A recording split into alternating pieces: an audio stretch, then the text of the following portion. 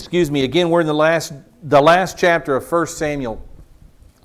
I said it last week, but I think this week I really mean it. Next week we will start 2 Samuel chapter 1 and start focusing on David's rule. We'll forget the name Saul for a while, or really forever, and we'll start talking about King David. As we get back into the story this morning, Saul is dead. Saul has died. He went into battle against the Philistines. Saul and 3 of his sons are dead, Jonathan included, the great companion, the great confidant of David. Jonathan has been killed on Mount Gilboa in the Jezreel Valley in the northern parts of Israel. So the men are dead. The Israeli army has been killed. The Philistines go back to camp for the night in peace, having defeated Israel. The next morning is where we pick up in verse 8. What happens the morning after the war, after the battle? It says in verse 8, it came about on the next day when the Philistines came to strip the slain. You can imagine all these Jewish military men had some sort of equipment, armor, swords, spears, whatever they had. The Philistines waited a day. They went to relax for a night, to enjoy the spoils of war. The next day they come back to strip the slain army men, and they find, it says, they found Saul and his 3 sons fallen on Mount Gilboa. Nobody else matters to them. They're just dead Jewish soldiers. But not Saul and not the king, the sons of the king. Verse 9, how do they treat Saul? It says they cut off his head. We saw last time this is not uncommon. This is what David did to Goliath when he conquered Goliath. But they cut off the king's head and they stripped off his weapons. And they sent them, the head and the weapons, throughout the land of the Philistines. So like trophies, they carry these items, Saul's severed head and his weapons. They carry them around to all the cities, certainly the 5 major cities of the Philistines. They're parading these things before their gods. They sent them throughout the land of the Philistines to carry the good news to the house of their idols and to the people. I'll tell you in just a minute why this is such a big deal. What is this about carrying the king's head and weapons to the house of the idols? Why is that important? I'll answer that question in just a moment. Why are they going to their temples? They put the weapons in the temple of Ashtaroth, Asherah. She goes by all kinds of different names, Ashtaroth here, but this is where his weapons end up. After they parade him to Dagon, to all these other temples and idols, all their false gods, after they make a show of him to all the people, his severed head, look at what we've done. Here's the point. Look at what our God has done. In defeating the God of Israel, Yahweh, look at what our gods have done for us. That's the parade here. And after they're finished with that, his head ends up, or his weapons end up, in the temple of Ashtaroth, and they fastened his body to the walls of Beit Shan. So we have 3 parts of Saul's body here. We have his head, his body, and his weapons. According to 1 Chronicles 10, verse 10, this is where they put the weapons. It says they put his armor in the house of their gods. So Saul's weapons, remember, it just says they're taken from the Philistine temple to Philistine temple. They're paraded around. Look what our gods have done for us. They've defeated the God of the Israelites, Yahweh. They finally ended up in the temple of Ashtaroth, and who was one of their chief demonic false gods. What's the American God's name? I mean, the Philistines had their gods, Dagon and Ashtaroth. The Canaanites had their god. What was his name? The main god of the Canaanite peoples. Starts with a B. What was his name? Baal or Baal.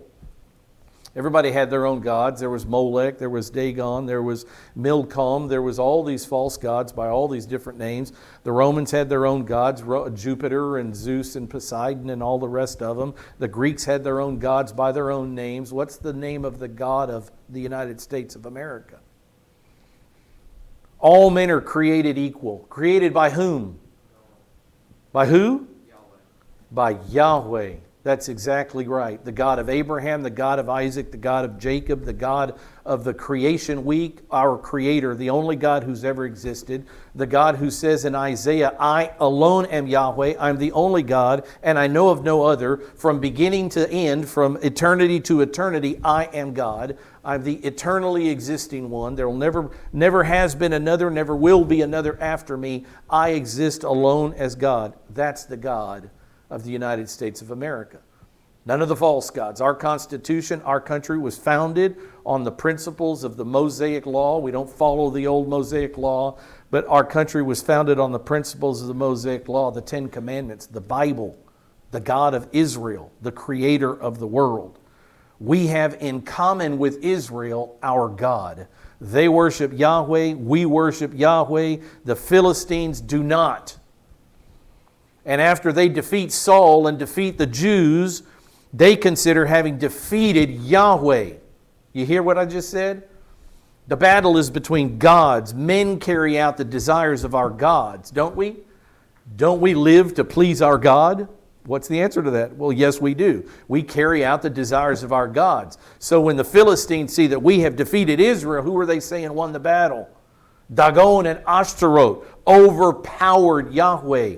And I'll show you that in just a second. That's why this is so important, that they go around to the places of their false gods. The Philistines, remember, have a history with Israel. There was a time when the Philistines won a battle and took the Ark of the Covenant and laid it at the feet of Dagon in his temple, where Yahweh and the false satanic god Dagon were alone, and Yahweh overpowers him, defeats him overnight, causes him to fall down. And so these foolish Philistines have to go and prop their god up, put him back together like Humpty Dumpty with super glue. What kind of God is this that you have to repair? Yahweh showing His supremacy over all false gods that day. The Philistines have a past with this Yahweh. And now they're parading that Yahweh wasn't strong enough to keep his king Saul safe. And so they are parading it to the houses of their gods. They are gifting their gods the spoils of this war, thinking that it was their gods that defeated the Jewish gods. And now I'll show you. Well, let me show you this first. Saul's head. They fastened his head in the temple of Dagon. This is Dagon, the fish god that probably came across from Crete. These Philistines were an island people. They were seafaring people when they moved east into the Mediterranean, east across the Mediterranean to the shores of Israel, around Gaza, where they set up base. So Saul's body, according to the scriptures, ended up fastened to the wall of a city called Beit Shan. Now, I told you this in closing last week, but that foreground, not the hill in the back, but all the foreground with the little pillars, was a city that was built about 1,000 years after this. But the hill is where ancient Beit Shan took place. These hills are called Tels, T-E-L, like the name Tel Aviv. This is the way that they would build civilizations. They would have a ruined city. They would build on top of that city. The next generation would, or the next civilization that came along, that city would go into ruins. They'd build on top of it, and they continued building up these hills. That's not a natural hill. It's an archaeologist's dream is what it is. If you could dig down to the base of that hill, you'd see, and they have seen, like 8 civilizations in that one tel in Israel.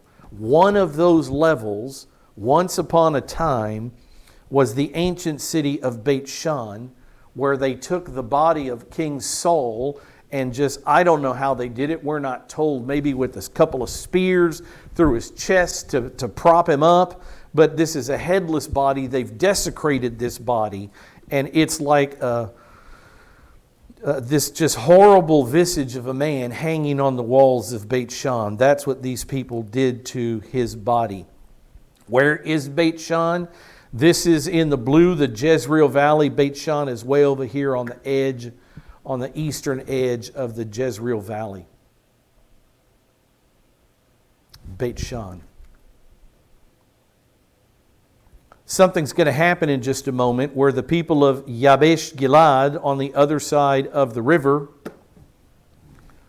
realize that Saul's body has been desecrated, humiliated, hung on a wall. And the men of Yabesh Gilad will travel through the night, risking their lives, going across Philistine army-held territory to rescue the body of the killed, the slain Saul. The question we have to ask is, why would they do that? It's over. He's dead. Who cares about his body? They cut off his head. They're parading it to all their gods. Why such a big deal about this man's body? Why would they do this for Saul? We'll answer that in just a second. But I want you to turn to Joshua chapter 2 with me just very quickly. Turn back to the book of Joshua. I want to ask the question and answer it. Why is it a big deal? Why are they praising their gods for this victory? Why are they parading the head of Saul to all their temple idols? Why are they doing this? It's just another battle at the end of the day.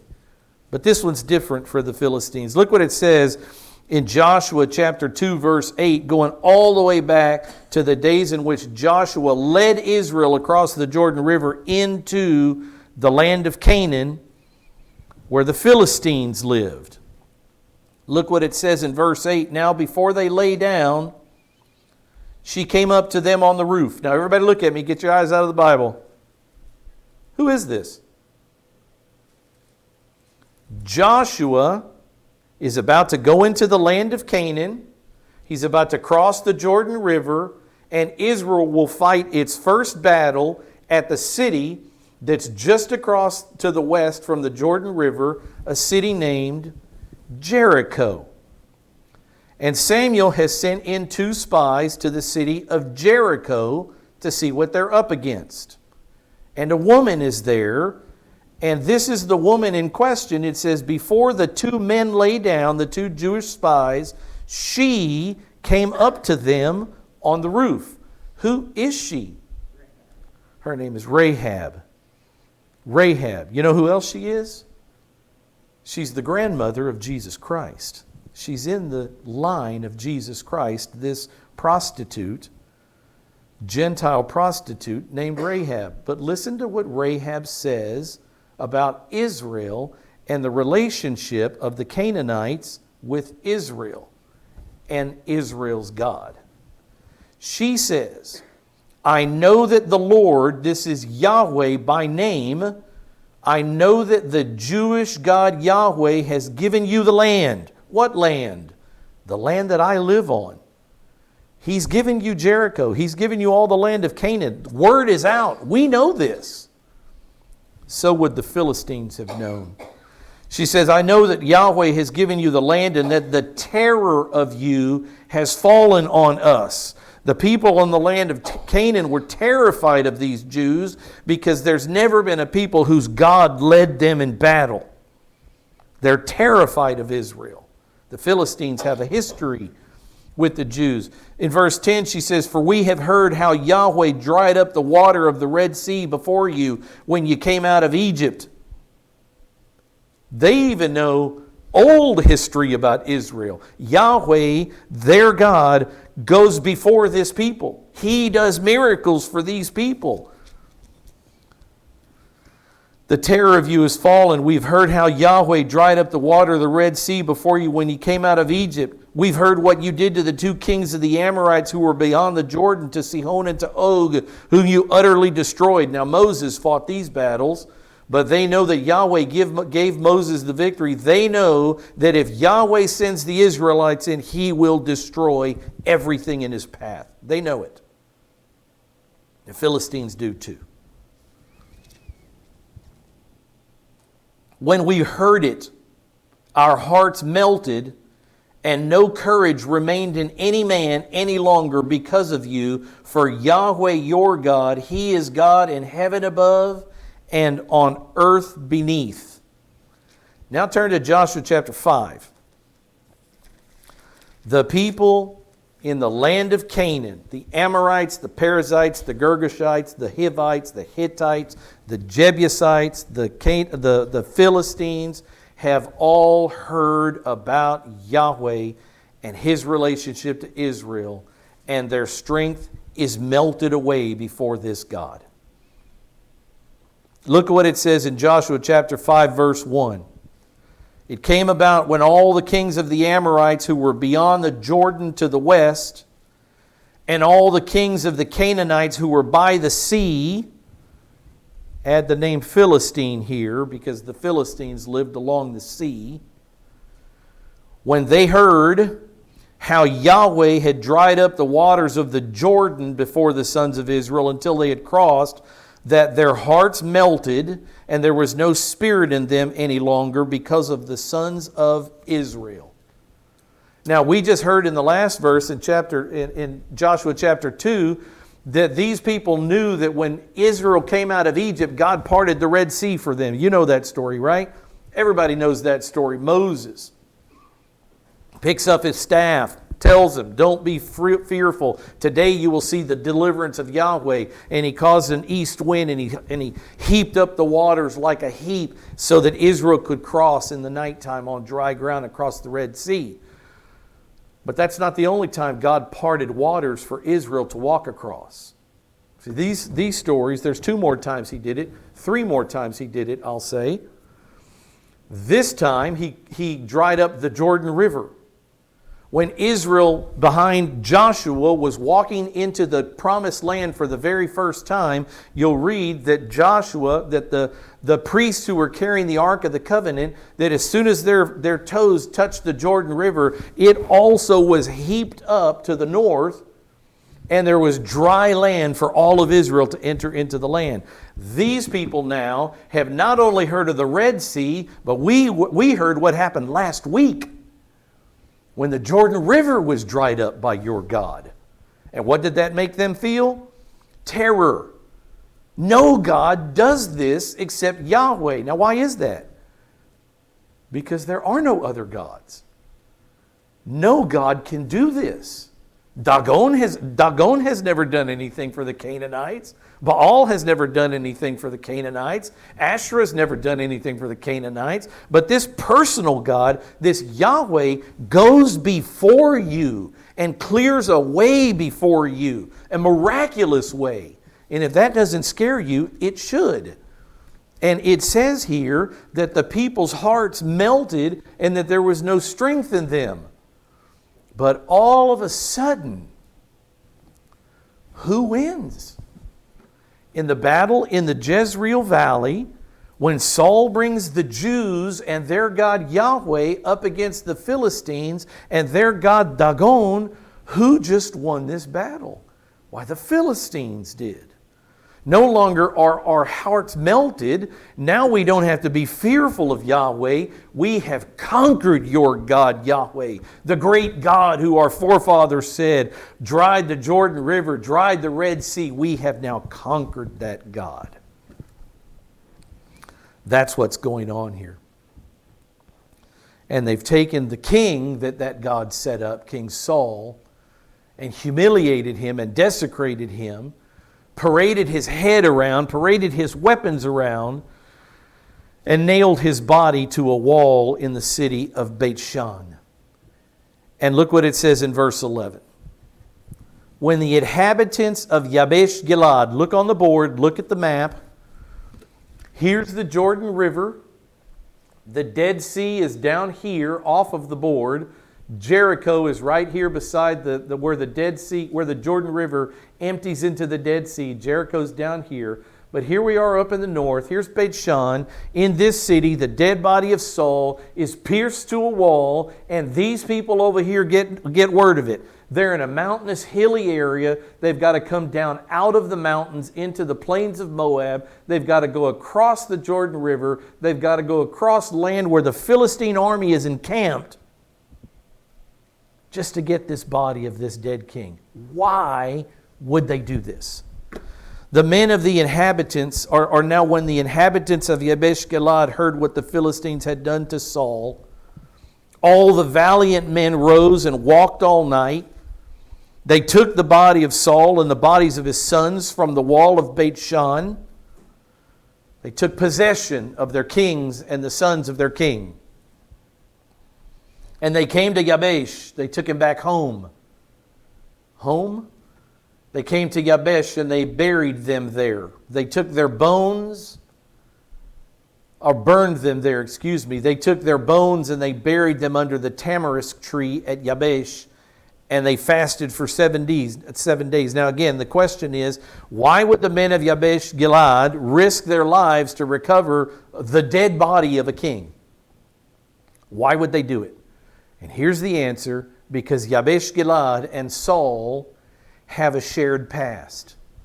I alluded to this as we ended last week, that I was going to tell this story. Does anybody remember how? How is it that this city, Yabesh Gilad, on the other side of the Jordan River, how is it that it and Saul are related as family? 1 Samuel chapter 11, verse 1. Oh, I'm sorry. I should tell this first. Sorry. This is where the story started. Saul is from what tribe? Somebody tell me. 12 tribes of Israel. Simeon, Reuben, Levi, Judah, Gath, Asher, Naphtali, all the rest of them. 12 of them. Benjamin, Joseph, etc. What tribe is King Saul? He can only be from one family tree. Which tribe is he from? He's a Benjamite. He's from the tribe of Benjamin, Rachel's baby boy, Benjamin. There's a city in the tribe of Benjamin, in the land of Benjamin, called Gibeah. And the story goes, without going to the scriptures of the story, that there was a Levite, a man from the tribe of Levi, which makes him a priest. Because all the tribe of Levi, God chose them and made them the priests. So there was a man from the tribe of Levi. He was traveling with a concubine, he and a woman. They were traveling through this Benjamite town many years before. They stopped for the night. It was getting dark. They needed a place to stay. Nobody in the city would give him shelter. One man comes along and sees him and says, "There's no way you can stay in the city square tonight. This is far too dangerous a town. Come and stay with me." So the Levite, the priest, goes to stay with this man for the night, he and his concubine. Later that night, the men of the city of Gibeah come. They're banging on the man's door, and what were they demanding? They were demanding that the man, the son of Gibeah, the man that lived in the city, the Benjamite, they were demanding that he send the traveler out, the Levite, give us the Levite so we can have homosexual relations with him. These are the Benjamites, the people of Saul. That's what they wanted. That was their demand. And unfortunately, the compromise was, I'm not going to send the priest out, but I'll send you his concubine. And so what happened over this night is gruesome. It's hideous in every way you can imagine hideousness. They raped this concubine all night. Not one man, but the men of the city. And they killed her. They raped her to death, if you can imagine such a thing. And she died. And she happens to make it back to the man's doorstep. And in the morning, when her Levite, when her man wakes up to go back to continue their journey, he sees her dead on the ground.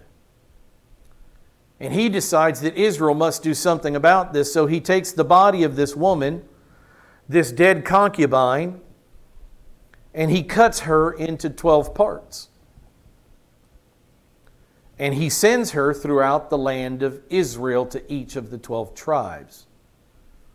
And he calls on them to convene at Mitzpah, another city, where we can figure out how to destroy Benjamin for what they have done. For the evil that's in the tribe of Benjamin, this rampant homosexuality, we've got to destroy this city. And that's what happens. the men of Israel gather together in army, in battle array, and they go up against, in civil war, the men of Israel go up against their tribesmen, their fellow Israelites, the Benjamites. And the tribes of Israel, the 11 tribes, destroy every human being that lives in Benjamin. All of them. Man, woman, child. They wiped them out. Except for 600 men. That was all that was left. 600 Benjamite men. But now you have a problem. Because the 12 tribes of Israel are to be eternal. You can't lose a tribe of Israel. So the other 11 leaders of the other 11 tribes have to make a decision. How is it that we can find wives? Because we've already said no tribe of Israel shall give his child as a wife to Benjamin. Where are we going to go? We've bound ourselves by this foolish oath. Where are we going to go to find wives for these Benjamite men? Because over one generation, all these 600 men will die. Without wives, there will be no children. You see the problem? Benjamin, we will have erased Benjamin from being one of the 12 tribes of Israel. And God said the 12 tribes are eternal. We've got to save Benjamin, the tribe of Benjamin. And so what they decided to do, look at this verse, in Judges chapter 21, verse 12, there's a city across the river. We'll just go steal some women from there. And we'll give those women to the men of Benjamin. The men of Benjamin can take them as wives. The tribe of Benjamin will continue. That's what they did. What's the name of the city where they took the women from? Why, the name of that city is Yabesh Gilad. I'm trying to put 2 points on a map together to draw the line between them so you'll see why is it that these men cared a flip about King Saul and his dead body leaning, pinned up against the wall in Beit Shan. Why? Because he's family. It's as simple as that. He's one of us. He's family. And family knows no bounds. Family does for family anything that family needs family to do, right? That's exactly right. Saul's one of us. Look what the scripture says. They found for these 600 men, 400 of them got wives from the city of Yabesh Gilad. They found among the inhabitants of Yabesh Gilad 400 young virgins who had not known a man by lying down with him, having sexual intercourse with him, and they brought them to the camp at Shiloh, which is in the land of Canaan. They took the women of Yabesh Gilad, they found 500 virgins, they took them from the city, presented them to the men of Benjamin and said, "These are your wives." They took 200 more from the camp at Shiloh. But Saul, in my opinion, was one of the children of a woman, one of these 400 young virgins from Yabesh Gilad. So they took the virgins from there. There's another part of this story. So their family, Saul's mother came from Yabesh Gilad. Saul's grandmother came from Yabesh Gilad, whichever it is. These are his people. This city is the city that gave his wife. There's another part of this story. Listen to this in 1 Samuel chapter 11. Several years go by, we get to 1 Samuel. Now Nahash the Ammonite. Now we're talking about a Gentile king who's coming to besiege this city of Yabesh Gilad. Saul has just become the king of Israel. And these people, this king, the Ammonite, says, I want to take over Yabesh Gilad. I want to conquer the city and take it for myself. The problem is they picked the wrong city. Because Saul and Yabesh Gilad have history. What's the history? They're family. And you just don't mess with family, do you? You could say a lot of things about your own mother, about your own father, can't you? But what if I started saying them about your mother and your father? Then all of a sudden there's a problem, isn't there? Because you just don't mess with family. And that's what they did. Nahash the Ammonite came up and besieged Yabesh Gilad, and all the men of Yabesh said to Nahash, Make a covenant with us and we will serve you. Don't kill us. Let's go into contract together. We'll agree to be your servants, only keep us alive. The next verse, but Nahash the Ammonite said to them, I'll make it with you on this condition. I'll gouge out your right eye. Why is that? Because if you gouge out your right eye, you can't pull a sword. You can't fight with the sword. You can't pull an arrow back. We will make you no longer warriors. We'll take the ability to fight away from you. And thus we will make it a reproach on all Israel. So they said, we'll enter into a covenant with you. Y'all can be our servants, but you're going to do it the rest of your lives without your right eye. So the men of Yabesh Gilad, where Saul's mother come from, this is what they had to say. The elders of Yabesh said to him, let us alone for 7 days. Give us a week, that we may send messengers throughout the territory of Israel. Let's send our messengers out to the territories of Israel like happened before, and we'll see if all the army comes together to save us. If there's no one to deliver us, we will come out to you, which means you can gouge out our right eyes, and we will be your servants. And then the messengers came to Gibeah of Saul. This is the city in which Saul lived. And they spoke these words of the hearing of the people, and all the people lifted up their voices and wept. Now, why would they be weeping in Gibeah of Saul? What territory, what tribal territory, which tribe owns the city of Gibeah of Saul? Why, it's the Benjamites. This is a Benjamite city. This is the city where Saul is. And what's the relationship between Yabesh Gilad and the Benjamites? They're family. They're family. They live across the river from each other, but once upon a time, your mothers came from our people. So the messengers have lifted up their voices. You drop down to verse 11, and Saul finds out about it. It says, the next morning, Saul put the people in 3 companies. He has gathered the army. Why? So what about this little town of Yabesh Gilad? We're going to risk the armies of Israel. We're going to cross the Jordan River. That's dangerous in itself to cross a river with an army. We're going to cross the Jordan River to go save this little podunk town? Why? What's the answer? Because they're family. It's because they're family. They're Saul's family. They're his grandmother's people. So Saul gathers the army. They came into the midst of the camp at the morning watch, and they struck down the Ammonites until the heat of the day. You want to fight against the men of Yabesh Gilad? You have fought against the entire kingdom of Israel, because my people are from Yabesh Gilad, and I'll defend that city with my life. They're family, and that's what he went to do. Those who survived of the Ammonites were scattered so that no 2 of them were left together.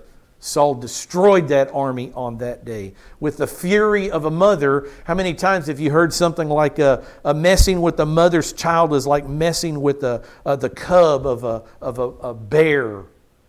Because you've never seen a woman go nuts until you try to lay a hand on her kid, right? To the death. You want to harm my kid, you got to go through me. And you can't do anything to that boy until you come through me.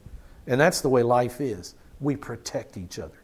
We protect our family. Like a lion protects its child, like a bear protects its cub. Family comes first.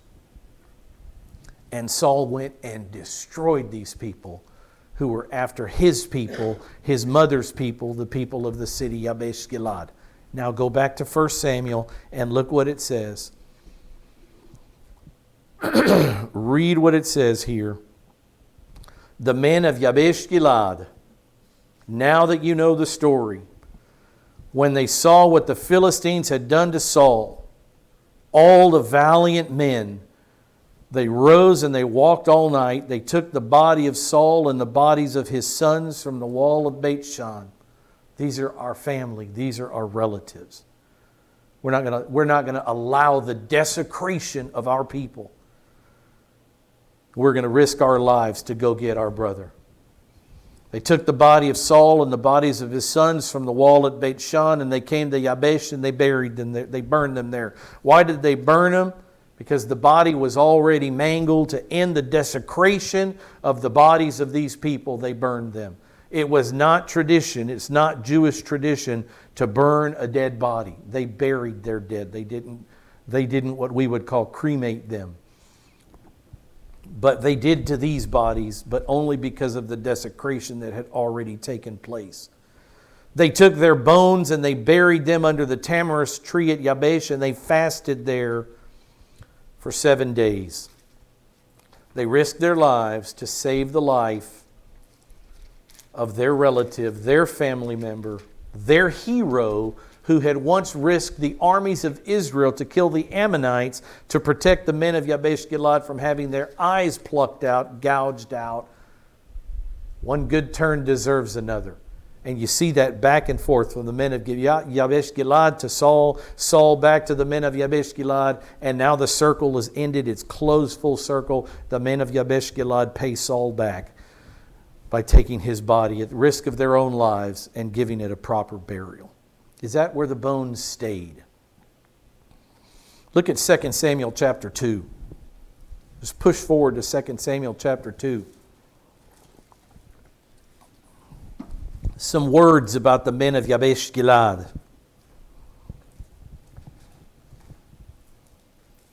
Remember when a man came to David recently and said that he had killed Saul? He was an Amalekite. We saw it last week, and he tells this tale of how he came upon Saul, and Saul was leaning on his sword, and Saul asked him to kill him, so I drove him through with my sword. He's trying to ingratiate himself to David, make David like him, maybe even promote him to some sort of position. What does David do to him? He kills him. He has him executed. You killed the Lord's anointed? Execution immediately. What will David do to the men of Yabesh Gilad who did the opposite to the anointed of God? Well, not much, but he will honor them. Look what it says in 2 Samuel chapter 2, verse 4. It says, and they told David, the men of Judah came and there anointed David king over the house of Judah. And they told David, and they said this to him, it was the men of Yabesh Gilad who buried Saul. Remember, what is Saul among all other things to David? What's their relationship? What is it? They're family. They're family. Man's been chasing David for 11 years. That didn't change the fact that they were family. And so what does David do? David sent messengers to the men of Yabesh Gilad, and he said to them, may you be blessed of Yahweh. A special prayer. He asked a special blessing from the Creator God. He asked God to bless the men of the city of Yabesh Gilad for what they had done for God's anointed king, Saul. May you be blessed of the Lord because you have shown this kindness to Saul your Lord and have buried him. All I wanted was a proper end to the man's life, an end fitting for a man of his caliber, one that God had allowed to be the king of Israel. Verse 6 says, now may the Lord show loving kindness and truth to you, and I also will show this goodness to you. So David proclaims to the men of Yabesh Gilad, you need it? You got it. Just ask. I'll show you loving kindness, and I'll show you truth. When you need something, you call me, and you got it. I will show this goodness to you because you have done this thing. You took my family and you honored him. Now therefore let your hands be strong and be valiant, for Saul your Lord is dead, and also the house of Judah has anointed me king over them. One more, and we close. 2 Samuel chapter 21. Turn forward to chapter 21. Is that it for Saul? Where are Saul's bones? The first king of the United Kingdom of Israel, where are his bones? They're in Yabesh. They've been burned, they've been buried in Yabesh Gilad, across the river, outside of the tribe of Benjamin. He's buried in a foreign cemetery, and David won't have it. 2 Samuel chapter 21, verse 11. I'm sorry, 21:11. Look what it says. When it was told David what Rizpah, the daughter of Ahiah, the concubine of Saul, had done, then David went and took the bones of Saul and the bones of Jonathan his son from the men of Yabesh Gilead, who had stolen them from the open square at Beth-shan. What a valiant group of men these were to go and get that body off that wall. Where the Philistines had hanged them on that day, on the day the Philistines struck down Saul in Gilboa. And this is what David did in verse 13. He brought up the bones of Saul and the bones of Jonathan his son from there, from Yabesh Gilead, and he gathered the bones of those who had been hanged, and they buried the bones of Saul and Jonathan his son in the country of Benjamin. You'll rest at home, not in a foreign cemetery. They buried him in the grave of Kish his father. And thus they did all that King David commanded, and after that God was moved by prayer for the land. This relationship between Saul and Yabesh Gilead was well understood by David. He was family. Of course he understood the family tree. And what does David do but honor the men of Yabesh Gilead by praying a special blessing from Yahweh on them, by promising them loving kindness and truth going forward. And then finally to his father-in-law, to the king of Israel, he gathers his bones, he honors him one last time. He brings him home across the river into the land of Benjamin and buries him in his own father's tomb. Why did he do all that? Because they're family. That's what family does. Some highlights from the next chapter. Just previews of coming attractions. We'll be in the book of 2 Samuel next Sunday. And this is what we'll see in 2 Samuel. I mean all of the book, not chapter 1, but throughout 2 Samuel, these are some of the things we'll see. We'll see a transition from King Saul to King David. Well, that's obvious because Saul is now dead and buried. David will become the king. At least the king of Judah for 7.5 years. And after 7.5 years, he'll become the king of all of Israel. David will be not anointed as king, not once, not twice, but 3 times. When he was 12 years old, he was anointed king in his father Jesse's house when Samuel came around and was looking for the next king. He anointed the young King David, the young shepherd boy David, to be king. It took 18 years for David to reach that throne. He was anointed by Samuel. We'll see very soon that the men of Judah will anoint by oil their king, David, to be the king over Judah. 7.5 years go by, and then we'll see the priests anoint David again to be the king over all of Israel.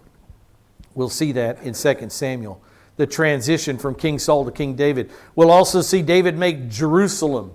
Jerusalem is nothing right now. Jerusalem is a city called Jebus, Jebus. It's not even Jerusalem yet. But David will find this land. There's an interesting story of how he gets there. But David makes Jerusalem the political and religious center of the nation for various reasons. We'll talk about them when we get there. David's dynasty is established. In 2 Samuel chapter 7, this is when Yahweh comes to David and says, your throne will always have a king on it. Your throne is eternal. Your dominion is eternal. And we know that the eternal king on David's throne is named Jesus of Nazareth. Jesus is in the line of David. It's in 2 Samuel in this chapter 7, where we find this promise of God that David's people would be king forever. There will never be another family tree. Saul is not from Judah, but David is from Judah. There will never be a change of mind when God says, no more David, I'm going to turn to another man and another family tree to bring the kings in. He promises David, all the kings of Israel will be from your loins. They will be your children. You will be the dynasty David. We'll see that in 2 Samuel. We'll see David's military victories over various nations. David was not allowed to build the temple of God because God said David was a man of much bloodshed. David was a warrior, all his years of rulership. Many, many military victories.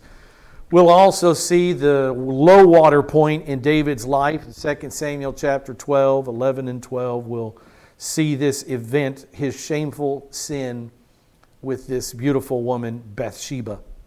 This married woman, Bathsheba. I know you know the story. We'll look at it when we get to it. David's shameful sin with Bathsheba. We'll see the rebellion of David's son, Absalom.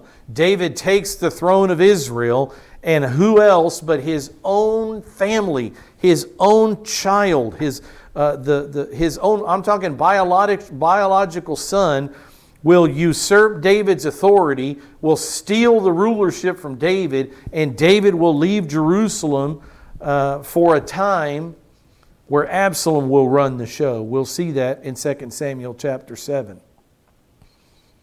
Interesting that David will pretty much lay down his arms and leave rather than kill his own son. I would have killed my son. Why is that? Because David was the anointed king of Israel.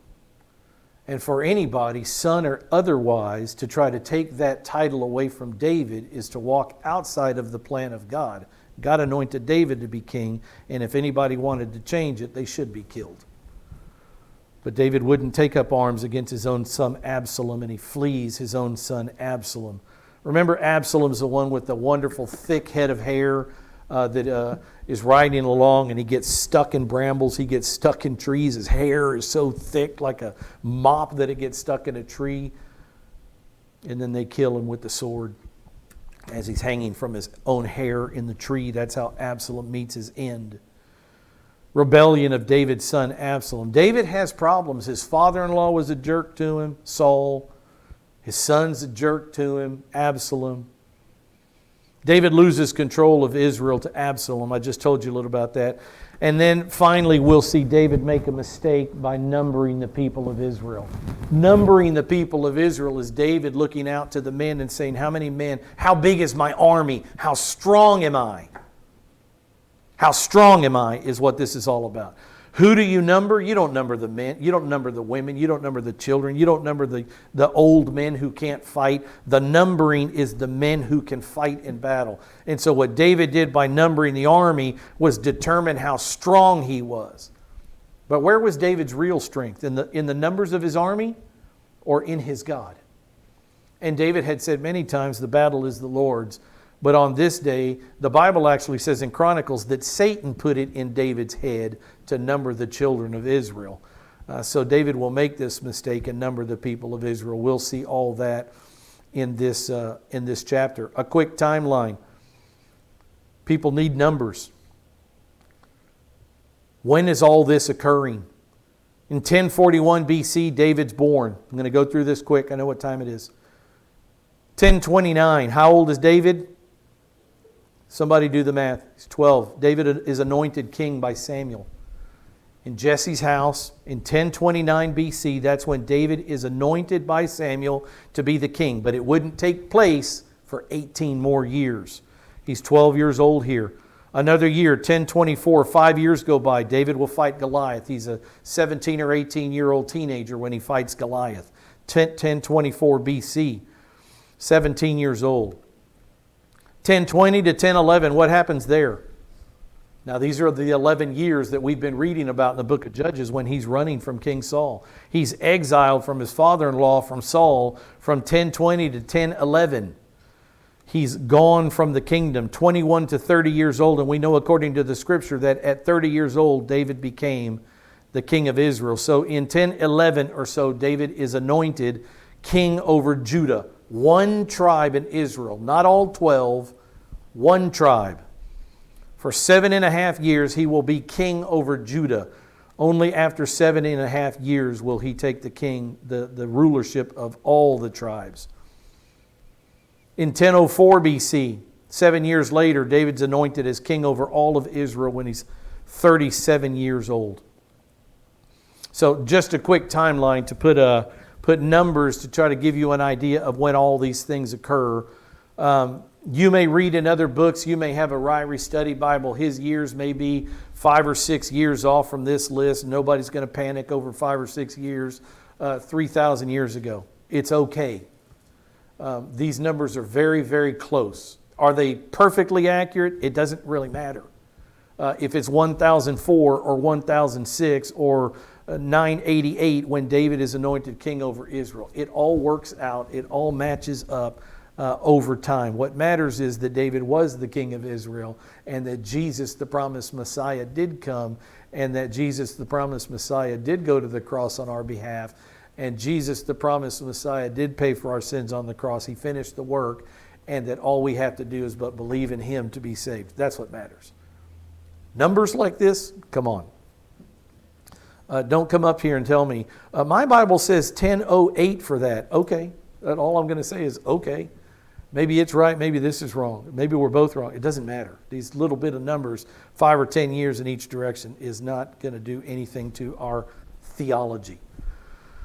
I hope you enjoyed 1 Samuel. Big book. A lot occurred in 1 Samuel. We will pick up fresh in 2 Samuel chapter 1. David will find out that Saul and Jonathan have been killed in the battle in 2 Samuel chapter 1. We'll pick up there next time. Let's close in prayer. Father, thank you.